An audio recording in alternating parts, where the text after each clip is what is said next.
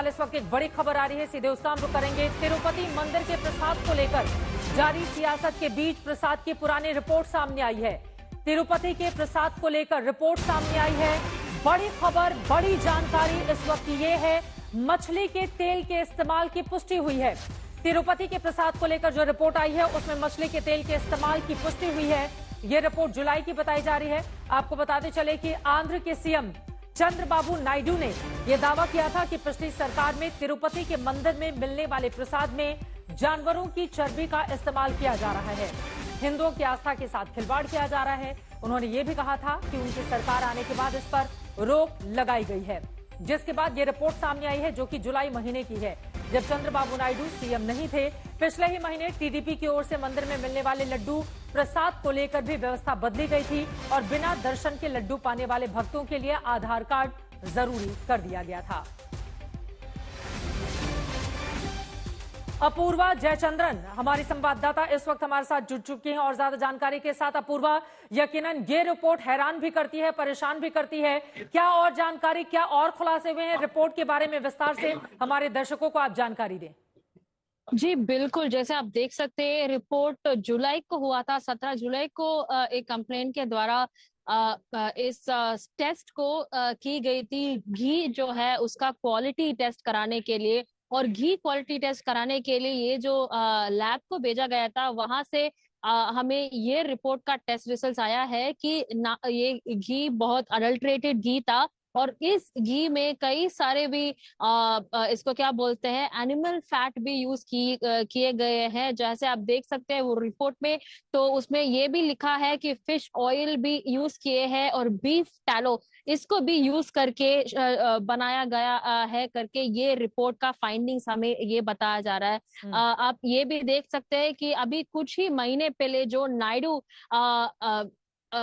मतलब chief minister बने हैं, उसके बाद उनका पहला दर्शन तिरुमला में था। इसके बाद उन्होंने ये भी बताया कि पूरा का पूरा तिरुमला को हम क्लीन करेंगे और शुद्धिकरण करेंगे करके इन्होंने बोला था। लेकिन जो लोग इसके लिए जिम्मेदार हैं, क्योंकि वहां पर लाखों की तादाद में लोग जाते हैं जो कि बिल्कुल शुद्ध सात्विक इस तरह का प्रसाद ग्रहण करना चाहते हैं, उनके लिए यकीनन ये अच्छी खबर नहीं है। अब इस पूरे मामले में आगे क्या होगा? क्या जिम्मेदार लोगों पर कार्रवाई भी की जाएगी? अपूर्वा जी बिल्कुल, इनफैक्ट मुख्यमंत्री चंद्रबाबू नायडू ने ये भी कहा है कि जो भी लोग इसके पीछे हैं, ऐसे ही लोग को सख्त से सख्त कानूनी तौर पर इनके ऊपर केसेस लगाए रहेंगे। और इसके आगे भी जब बोर्ड का जो पूरा बोर्ड मेंबर्स को रीशफल करके एक नया कैबिनेट टीटीडी का लेके आए थे, तो तब भी ये कहा था कि स्टर्न एक्शन लेंगे जिन्होंने भी ये जो शुद्ध सात्विक तिरुमला का प्रसाद है इसके लिए अनशन डाले थे, उन सबको भी मतलब बहुत धन्यवाद अपूर्वा इस पूरी जानकारी के लिए। यकीनन जिम्मेदार लोगों पर कड़ी और बड़ी कार्रवाई होनी चाहिए। लेकिन कैसे मंदिर के प्रसाद को लेकर मौजूदा सीएम चंद्रबाबू नायडू और वाईएसआरसीपी के बीच घमासान छिड़ गया है, अब वो सुनिए। దేవుని దగ్గర పెట్టే ప్రసాదం అపవిత్రం చేసే విధంగా ఓసారి బాధేస్తుంది. నాసి రకమైన ఇంగ్రీడియంట్సే కాకుండా ఎనిమల్ ఫ్యాట్ కూడా వాడారని, ఏది గీకు బదులు ఈరోజు స్వచ్ఛమైన గీ తెమన్నాం, ప్రక్షాళన చేయమన్నాం. నాణ్యత పెరిగింది, ఇంకా కూడా నాణ్యత పెంచుతాం. As Tirupati Laddu Prasadam is concerned, it is auspicious and holy spiritual prasadam of Hindu religion, who are the devotees of Lord Venkateswara Balaji in Tirumala Tirupati Devasthanam.